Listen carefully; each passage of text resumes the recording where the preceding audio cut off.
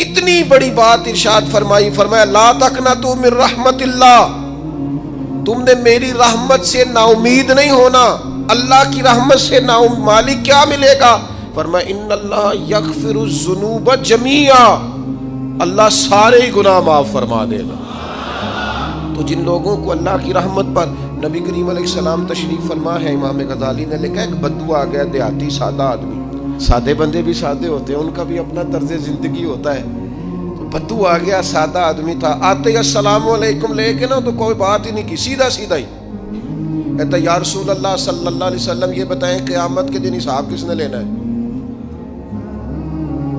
حضور فرمانے لگے بھائی یہ تو بڑی صاف سی اور مختصر سی اور سادہ سی بات ہے، حساب تو اللہ تعالیٰ نے لینا ہے۔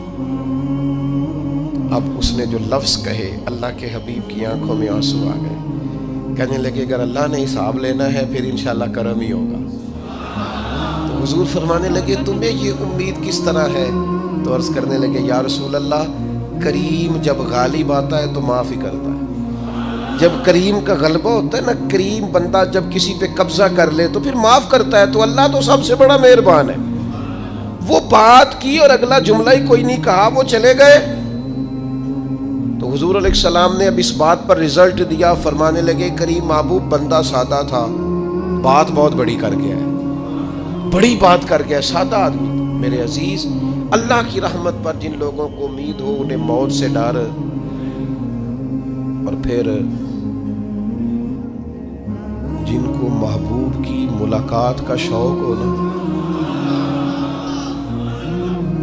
ہم نے جان دے دی وعدہ دیدار پر، ہم سے وعدہ کیا گیا تھا کہ تم مرو گے نا تو تمہیں دیدار ملے گا، تو ہم نے جان ہی دے دی وعدہ دیدار پر، جان ہی دے دی وعدہ دیدار پر۔ اور پھر فرماتے ہیں نقد اپنا دام ہو ہی جائے گا، فرماتے ہیں ہم نے جان دی ہے اس وعدے پر کہ وہ ملے گا، تو امید ہے کہ یہ سودا ادھار نہیں۔ جیسے ہی قبر میں جائیں گے سامنے حضور کی زیارت نصیب ہو جائے گی۔ اس لیے لحد میں بھی عشق رخ شاہ کا داغ لے کے چلے، اندھیری رات سنی تھی سو چراغ لے کے چلے۔ یہ حدیث آپ نے بھولنی نہیں، یہ تنہائیوں میں یاد رکھنے کی روایت ہے، یہ تنہائیوں میں پڑھنے کی روایت ہے۔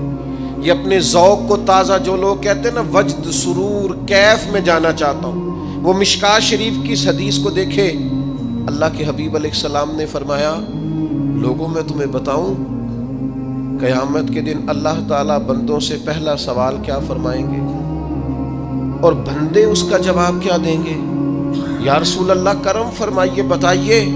تو کریم فرمانے لگے اللہ تعالیٰ قیامت کے دن بندوں سے سب سے پہلا سوال، اگرچہ بعض اور احادیث میں اور سوالات بھی آئے ہیں قیامت میں جو سب سے پہلے ہوں گے، لیکن اس حدیث میں یہ والا سوال حضور نے بیان فرمایا۔ حضور فرمانے لگے اللہ قیامت کے دن اپنے بندوں سے سب سے پہلا سوال یہ فرمائے گا کیا تم میری ملاقات کو پسند کرتے تھے؟ اوئے ہوئے ہوئے، کیا تمہارا ملنے کو جی چاہتا تھا؟ کبھی اے حقیقت منتظر نظر آ نہ لباس مجاز۔ اقبال کہتے ہیں تیرے کرم اتنے ہیں دل کرتا ہے تجھے دیکھیں، کبھی کبھی اے حقیقت منتظر نظر آ نہ لباس مجاز میں، لاکھوں سجدے تڑپ رہے ہیں میری جبین نیاز میں، تمہارا دل کرتا تھا مجھ سے ملنے کو؟ حضور فرماتے بندے عرض کریں گے مالک بڑا دل کرتا تھا۔ تو پھر اللہ فرمائیں گے یہ گفتگو کی معنویت تو دیکھو یار، اس کا حسن تو دیکھو۔ اللہ پھر پوچھیں گے کیوں دل کرتا تھا تمہارا؟ دل کرتا تھا تو کیوں کرتا تھا؟ عرض کریں گے مالک اس لیے کہ ہمیں امید تھی کہ تو معاف بھی کر دے گا، رحمت بھی فرمائے گا، اس معافی کی امید پر دل کرتا تھا تو ملے۔ حضور فرماتے ہیں پھر رب فرمائے گا مجھ پر واجب ہے، میں نے اپنے کرم سے واجب کر لیا ہے کہ آج تمہیں جنت عطا کروں گا۔ یہ جو ملاقات ہے نا، ملاقات کہ وہ ملیں گے، ان سے ملاقات ہو۔ عمر بیت گئی نا نام جپتے، عمر بیت گئی نا تذکرہ کرتے، ہم سے بھی لوگ پوچھتے ہیں کیا کمائی کی، کیا زندگی میں حاصل کیا، تو ہم کہتے ہیں شرق سے غرب تک ملک کے ایک کونے سے لے کر دوسرے کونے تک مدینے والے کی بات کی، حضور کا ذکر کیا ہے۔ نبی پاک کے اور میں اپنی حیاتی تو قربان تھی، وہاں ساری محمد محمد پکیندے گزر گئی ساری۔ یہ اعزاز ہے، یہ کرم ہے۔ اب کیا ہوتا ہے، گناہگار لوگ ہیں، اتنا بڑا دعویٰ تو نہیں کر سکتے، لیکن دل تو چاہتا ہے نا کہ چلو جس کا نام لیا ہے اس کی کبھی زیارت بھی ہو، کبھی ملاقات بھی ہو، کبھی نظر کرم بھی ہو۔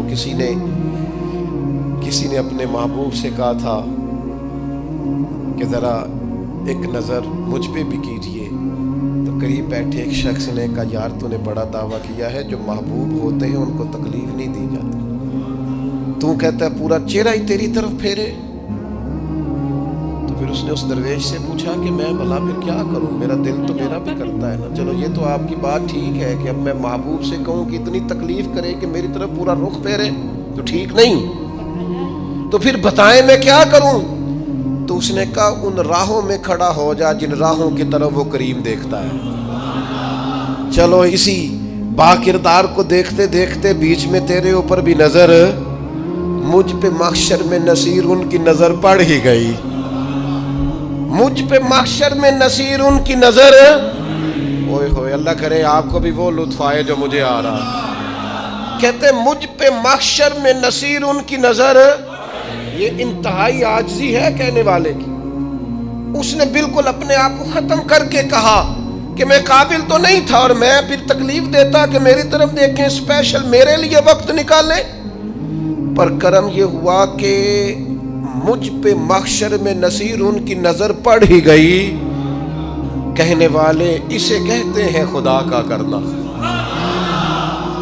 کہنے والے اسے کہتے ہیں خدا کا کرنا۔ اللہ نے کیا کہ نظر مجھ پر پڑ ہی گئی، اور جب پھر پڑ گئی تو تیری ایک نظر کا کمال ہے اور میری زندگی کا سوال ہے۔ بس جب پڑ گئی تو سو پھر پڑ گئی۔ موت سے وہ بندہ کبھی نہیں ڈرتا جسے ملاقات کا شوق ہو، ملنا چاہے داتا علی اجویری سے اور موت سے ڈرے، ملنا چاہے حضرت غوث پاک جیلانی سے اور پھر موت سے ڈرے۔ زندگی گزری ہو علی علی کرتے پھر موت سے ڈرے، عمر بھر سیدنا عثمان غنی کی سخاوت کی بات کی ہو اور پھر جنت میں جا کے ان سے ملنے کا شوق پیدا نہ کرے، ساری زندگی سیدنا فاروق کا عدل بیان کیا ہو، ساری زندگی ان کے انصاف کا تذکرہ کیا ہو، پوری امت کو بتایا ہو کہ اگر جینا چاہتے ہو تو عمر کے رستوں پر چلو، اور پھر یہ موت سے ڈرے اور مر کے جناب فاروق اعظم کی زیارت کو پسند نہ کرے۔ جسے صدیق کی وفائیں یاد ہو، جنہیں جناب ابو بکر صدیق کا عشق یاد ہو، وہ پھر ان کی زیارت نہ کرنا چاہے اور ساری عمر حضور کی نعت پڑھی ہو۔ مانا نہیں آتا تھا پھر بھی کہا بلغ العلا بکمالہ کشف الدجا بجمالہ حسنت جمیع خصالہ صلو علیہ والہ سے نہیں ترجمہ آتا تھا، پر جب بھی کو پڑھتا تھا یہ بھی جھومتا تھا مولا یا صلی وسلم دائماً۔ میں آپ کو بتاتا ہوں توتلا آدمی، توتلا اور دیوانہ مجذوب بیچارہ، سمجھ نہیں، توتلا بولنا بھی ٹھیک نہیں آتا۔ مجھے نماز کا سلام پھرا تو وہ جلدی آ گئے، وہ ایک مجذوب آدمی تھے، سادے تھے، تو سلام لی تو کہنے لگے میں گل کرنی سی، تو میں نے ان سے کہا کہ تھوڑی دیر کے بعد ملتے ہیں۔ سادہ آدمی ہے، اللہ مجھے معاف کرے، میں کوئی نقل تو نہیں ان کی اتار سکتا، اس زبان کو ہم توتلی نہیں کہتے، ہم اس زبان کو بلالی زبان کہتے ہیں۔ یہ بڑی خوبصورت زبان ہوتی ہے، یہ جو توتلے لب و لہجے ہوتے ہیں نا، وہ جب بچہ پوری طور پہ اماں نہیں کہہ سکتا، توتلا ہوتا ہے تو کوئی مزہ آتا ہے اماں کو اماں کہلوانے میں۔ جب وہ پوری طور پر باپ کو بابا نہیں کہہ سکتا اور توتلا ہوتا ہے تو کوئی مزہ آتا ہے کہنے میں۔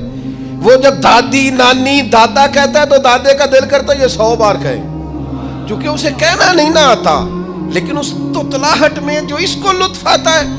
مجھے بڑے لوگ آ کے شعر سناتے ہیں، میں نے بڑے خوشگلو نعت خانوں سے زندگی میں سنا ہے، وہ صاحب میرے پاس آئے اور میں نے کہا بعد میں ملیں گے، تو سادہ آدمی ہے، مجذوب ہے، پورا شعور نہیں رکھتا، مجھے کہنے لگا مصطفیٰ جان رحمت کے بعد، مصطفیٰ جان رحمت پہ لاکھوں سلام کے بعد، یعنی معنی یہ تھا کہ سلام کے بعد، تو اب بڑے بڑے سریلے بندوں سے بھی بندہ سنتا ہے میرا دل کرے، اور میں نے جان بوجھ کے ان سے کہا دوبارہ کیا آج ذرا، کیونکہ توتلے تھے نا، میں نے کہا تو کہنے لگے مصطفیٰ جان رحمت پہ لاکھوں سلام کے بعد او میرے عزیز یاد رکھو ساری زندگی حضور کی نعتیں پڑھی، نبی پاک کے تذکرے سنے، اب موت سے ڈر جائیں؟ حالانکہ موت تو ایک پل ہے، پل سے گزریں گے تو سامنے اللہ کا دیدار بھی ہوگا، مدینے والے کی زیارت بھی نصیب ہوگی، تو زیارت ہوگی، اور ہر نظر کانپ اٹھے کہ محشر کے دن خوف سے ہر کلیجہ دہل جائے گا، اوڑھ کر کالا جبہ وہ آ جائیں گے اور سارے محشر کا نقشہ بدل جائے گا۔ یہ موت کا خوف نکالنے والی چیزیں ہیں، ڈر۔ اچھا مجھے ایک بات بتائیں، یہ میں امید کی بات کرنے لگا ہوں، چلیں اب یہ بات تو مشکل ہے پر کرنی پڑے گی، مجبوری ہے۔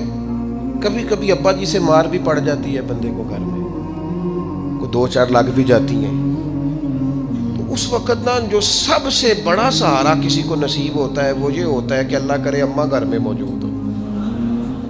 اور میں نے دیہاتوں میں کئی مائیں ایسی دیکھی ہیں جو بیٹے کے حصوں کی مار کھاتی ہیں، ابا نے ڈنڈا لے لیا ہے بیٹے کی غلطی پہ، اب اماں بیچاری سامنے ہو گئی ہے، 2-4 اس نے بھی کھا لی۔ یہ بات آپ سمجھیں، موت کا خوف نکالنے کے مفہوم میں بات عرض کر رہا ہوں۔ اماں موجود ہونا گھر میں تو ابا سختی بھی کرنے لگے تو کسی وقت احساس ہوتا ہے کہ جناب یہ سختی نہیں ہوگی کیونکہ میری اماں، اور اماں پوری وکیل بن جاتی ہے، کہنی تو نہیں پتا وہ ہو گئی غلطی، وہ فلانے دے منڈے نے خراب کیتا ہے، حالانکہ ہو سکتا ہے اس نے اس کو بھی خراب کیا ہو، لیکن وہ اماں وکیل ہے، وہ وکالت کر رہی ہے اور وہ بے لوث کر رہی ہے، ہوتا ہے ایسے۔ اس بات کو سمجھ لیں اچھے طور پر، موت کا خوف نہیں، ڈر نہیں، اس لیے کہ گھر میں ماں موجود ہو تو باپ کا ڈر نہیں ہوتا، تو قبر حشر میں تو رسول کریم موجود ہے، وہاں تو نبی کریم موجود ہے، وہاں تو اللہ کریم اپنی رحمت فرمائے گا بندوں پر، اس لیے خوف نہیں، پینک نہیں، اپنی غلطیوں کا احساس ضرور کریں، اپنے اعمال پر توجہ ضرور دیں، لیکن موت کے خوف تلے دبتے نہ جائیں، انشاءاللہ صبح قیامت کرم ہوگا۔ میرے نبی پاک علیہ الصلوۃ والسلام نے تو فرمایا ہے بس ہم نے ایمان کامل لے کے جانا ہے دنیا میں۔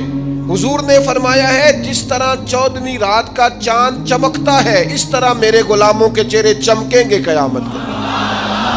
اللہ کے رسول صلی اللہ علیہ وسلم فرماتے ہیں جسم کے جن جن حصوں پر وضو کا پانی لگتا رہا وہ قیامت میں چمکیں گے، دور سے لوگ ان کا نور دیکھیں گے، پتہ چلے گا وہ محمد عربی کے غلام آ رہے ہیں۔ یہ کرم ہوگا صبح قیامت، یہ عطائیں ہوں گی، اس لیے مومن موت سے ڈرتا۔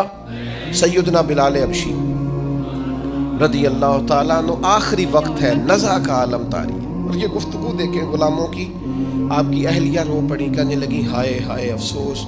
حضرت بلال فرمانے لگے کیا ہوا؟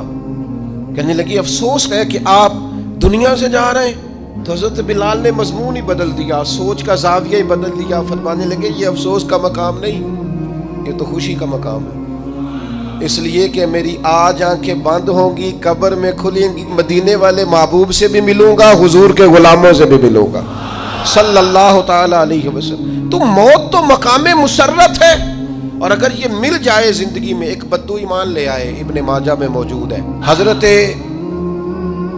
ابو ہریرہ رضی اللہ تعالیٰ عنہ حدیث کے راوی ہیں، فرماتے ہیں ایک بدو ایمان لائے اور انہوں نے حضور علیہ السلام کے ساتھ ہجرت بھی کی، ابن ماجہ میں موجود ہے۔ تو نبی پاک علیہ السلام نے نا انہیں ایک صحابی کے ساتھ کر دیا، وہ ان کے کام کاج میں مصروف ہو گئے ان کے ساتھ۔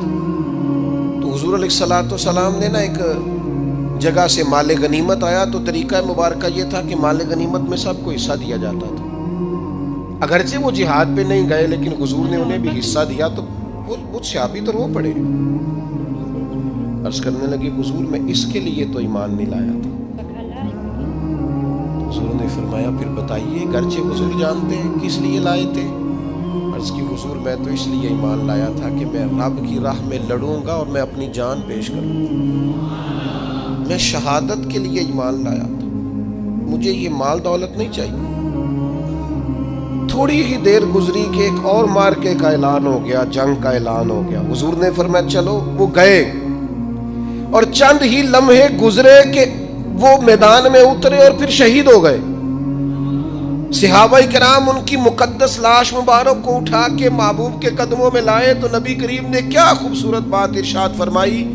حضور فرمانے لگے دیکھو اس نے اللہ کی تصدیق کی ہے تو رب نے بھی اس کی تصدیق فرما دی.